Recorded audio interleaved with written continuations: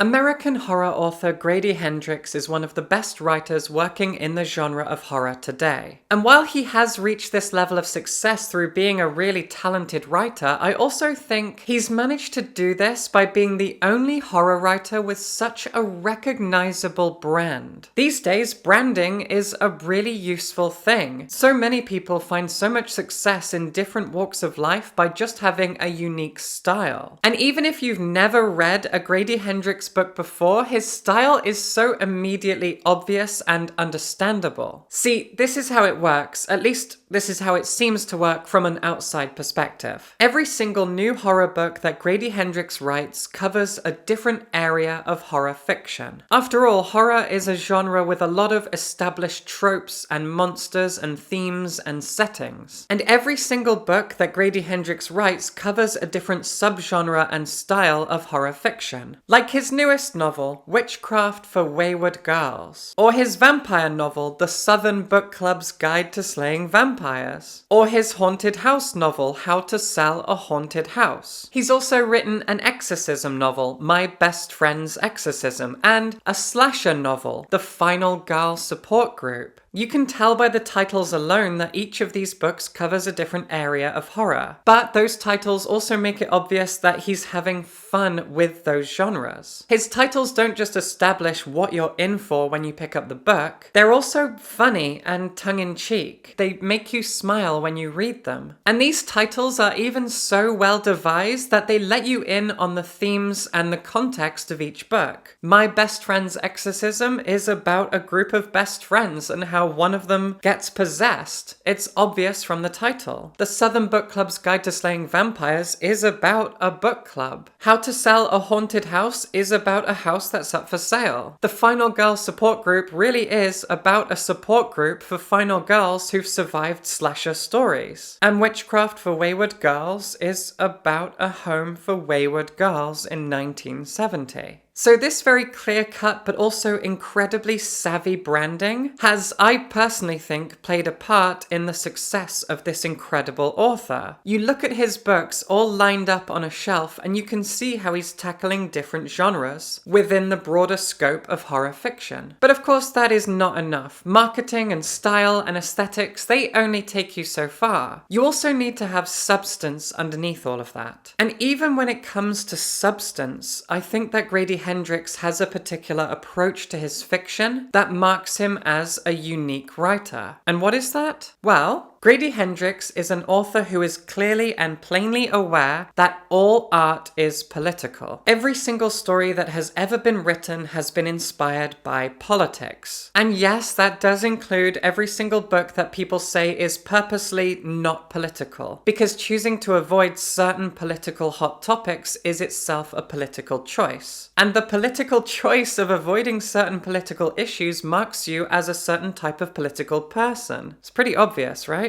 But what Hendrix does is he leans into politics with his books. Every single novel that he writes has specific socio-political themes. Take this for example, The Southern Book Club's Guide to Slaying Vampires. This is a lot of people's favorite Grady Hendrix book, and for very good reason. It is a wonderfully smart novel that explores racism and class divides in modern America. The Southern Book Club's Guide to Slaying Vampires is set in a white suburb. Our protagonist is a middle-aged housewife who is a member of a book club, all the other members of which are also white middle-aged housewives. The fact that they're white, the fact that they're women, the fact that they're middle-aged and middle-class suburban housewives, it's all important to the plot. Because soon enough, a new resident enters the suburb. And yeah, he's a vampire. He's able to charm his way into the neighborhood and get all of the husbands of these housewives to like him. He's charming and sweet and charismatic, etc. He ingratiates himself into this neighborhood very easily. But at night, under the cover of darkness, he takes himself off to a poor black neighborhood where he does his vampire things to young black people who are less likely to notice and whose disappearances are less likely to be investigated by the police who simply don't care. It's a wonderfully savvy book about race and class. And this is very much the case for all of his books. But I personally think that the most interesting and successful thing about Hendrix as a writer is the fact that all of his protagonists are women. When it comes to his protagonists and his storytelling style, he has a particular formula. For example, he almost always writes in the third person, and as I said, every protagonist of his that I've ever read has always been a woman. His protagonists range from being in their teens, 20s, 30s, up to their 40s and beyond. As I said, in his vampire novel and also in his slasher novel, our protagonists are middle-aged women, but those middle-aged women in those two different novels are very different types of people. In the Southern Book Club's Guide to Slaying Vampires, they are privileged, middle-class white women. Whereas in the Final Girl support group, yeah, they're middle-aged, but they are extremely traumatized women who have been through hell and back again. I so want to celebrate the fact that Hendrix is one of those male writers who goes above and beyond to explore the different trials and troubles of being a woman in modern America. He is so obviously an incredibly empathetic person. In fact, for a minute, I even considered the possibility that Grady Hendrix is an egg. In case you don't know what that is, that's like a transgender term for someone who doesn't realize they're trans yet. Their egg hasn't cracked. For example, a lot of people have talked about the possibility that maybe Kurt Cobain was an egg. And while I engaged in this kind of conversation for a while, I have quickly gotten over it. Because speculating about someone, whether they're dead or alive, isn't exactly a polite thing to do. And also, isn't it more important? Isn't it more impressive? Isn't it more lovely that Grady Hendrix is just so empathetic to the experiences of women? I'm so happy and so proud that he is a male writer who decides to write like this, to focus his stories and his themes and his characters around the female experience. But while I am impressed and I am grateful, I also think women make up 50% of society, and it shouldn't take much to empathize with women, to write a good female protagonist, to write a good group of friends that are all women. Women are not some unknowable thing that men simply can't write about. And yet there are so many men who cannot write women. It's a joke at this point. Along comes Grady Hendrix to prove that it can be done, because women are not some impossible, strange alien thing. Grady Hendrix has some empathy, and that is all it takes for him to write a compelling female protagonist, surrounded by female friends, with issues and problems and political hurdles that mostly pertain to women. And he does so because he obviously just has his eyes open, and he's aware that being a woman is fucking hard. So he writes about it, and he does a really great job. Which brings me at last to his newest novel, Witchcraft for Wayward Girls.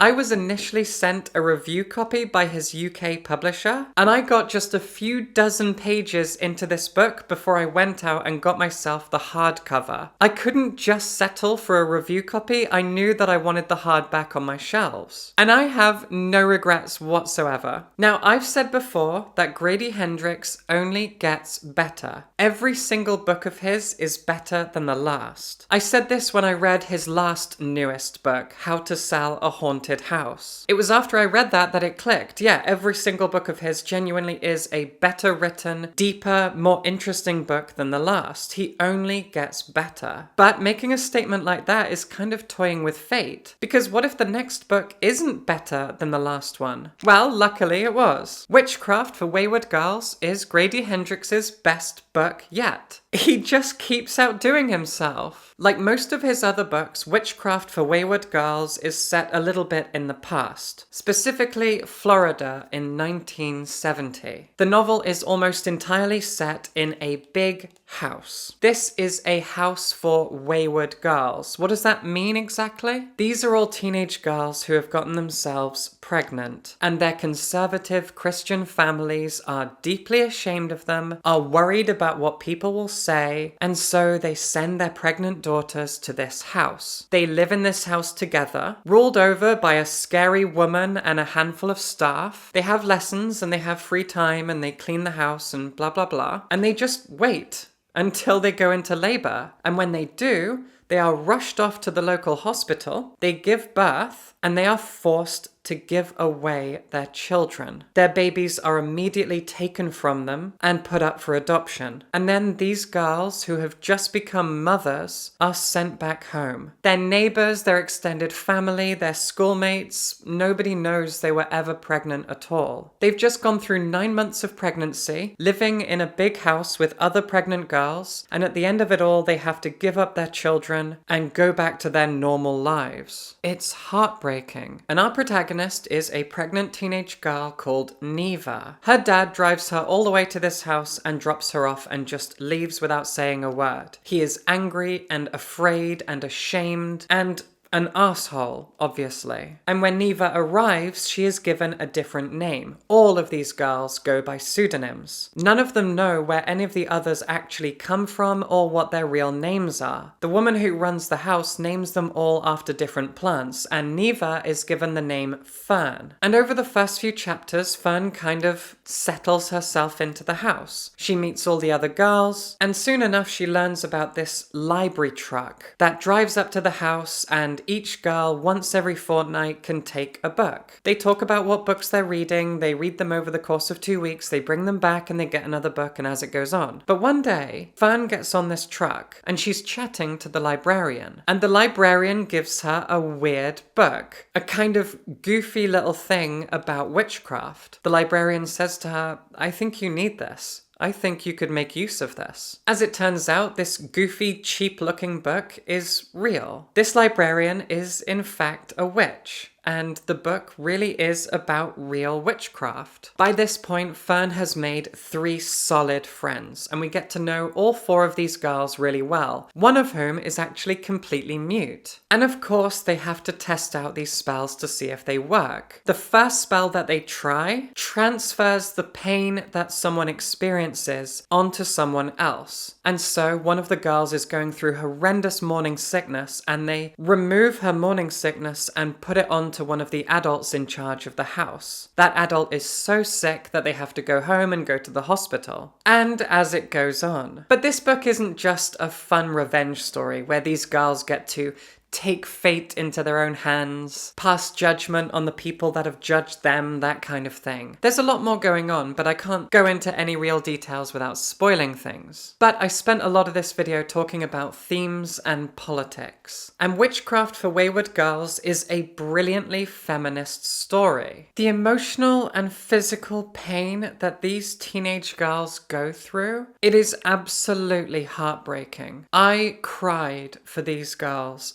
multiple times throughout this book. The pain of labor, the pain of pregnancy, the emotional toil that all of this is put on them, the way that they are judged and sentenced by adults who act like they're so much wiser and smarter and stronger than these girls. This disgusting, holier-than-thou patriarchal attitude that looms like a cloud over this entire house the whole time. It makes you feel sick to your stomach. You will feel genuine sympathy pains for these girls. I could honestly rant for hours, maybe even days, about the sheer damage that is done to women as a whole, and also individual women who go through what these girls go through, all in the name of traditional conservative family values. Values that only serve patriarchy. Values that make sure women suffer. Values that, unfortunately, so many women are brainwashed into thinking are important, like the women who run this house in the book. Values that tell these girls they should be ashamed. Values that make these girls feel small, that tell them they've made terrible mistakes. Values that never ever punish men. Values that have no space for sympathy or kindness or understanding or wisdom. All of this rage that I feel right now is all in the book. Grady Hendrix reminds us of the damage of traditional Christian values, of heteronormativity and patriarchy, the toxicity of the nuclear family unit. It is all so revolting and rotten, and this book reminds you of that. It demonstrates it so well, and yes, there is a real focus on pregnancy and labor. Multiple girls go through multiple labors, and there is one labor early in the book that had me absolutely sobbing. Now, Now, fun fact about me is that I often read while I'm walking. I will walk around my neighborhood, walk around the city with a book in my hands. And a few days ago, I was walking to meet a friend to go shopping. And I was reading this one tragic, heartbreaking scene as I was walking down the road. And I was genuinely struggling to hold back tears. And I thought, I can't cry now. I am going to meet my friend. I'm going to see her in 2 minutes. If I walk up to her and I'm crying, she's going to think I'm the weirdest thing in the world. But my God, there is so much pain in this book, but it's so incredibly empathetic. And I'm someone who never wants to have children. I'm a trans woman who feels no jealousy over the fact that I can't get pregnant and carry my own child. I have to admit that even as I say that, there is this sort of instinct in me that says it is a shame and it is a tragedy that I'm not able to do that, because biologically my body kind of wants to be able to do that. But because I never want to have children, I can't really feel too upset about it because I don't ever want to go through that. I don't ever want to have kids. It's just, I guess it would be nice if I knew that I could. And even if I went the other way and took the other role in the baby making process, if you know what I mean, I have been on hormones long enough to know that I am totally sterile, which is awesome. Anyway, that was TMI. You don't need to know that. The point is, I don't want to have kids. I don't like children. I don't ever want to be a parent. But my God, the way that this book broke my heart for every single teenage girl who has ever gotten pregnant and has been told and forced to suffer and been made to feel ashamed, like she's done something wrong, like she's an affront to God. I feel so much rage for every single person who would ever make a young pregnant girl feel ashamed or make her go through anything uncomfortable or painful or shameful or anything at all. It is not fair. And Hendrix makes me feel all of this. He is such an amazing writer. Fucking hell. Good God. I did not expect to go down this little rabbit hole, but I mean, what else could I have done? I read the book and this is how it makes me feel. Okay, I'm gonna stop there. This video is about horror, and I just talked about the fact that I'm trans, so here are some trans horror stories that I wrote. If you like horror fiction, and you think that the trans experience is interesting, maybe you're trans yourself, or you're a good ally, or you're just someone who's curious, these are 6 disgusting horror stories, each of which is written in a very different style, and they are all about the trans experience. They're about transphobia, they're about gender dysphoria, and they're about a whole bunch of other things besides, but these are very political, queer horror stories. And I wrote them. There is a link in the description to buy a copy, and if not, just search for Managing and Other Lies. Check it out, and you can also support me on Patreon, where I'm posting new stories and poetry, and I have a Discord, and a bunch of other benefits. So if you like this video, support me on Patreon, buy a copy of my book, and subscribe for books.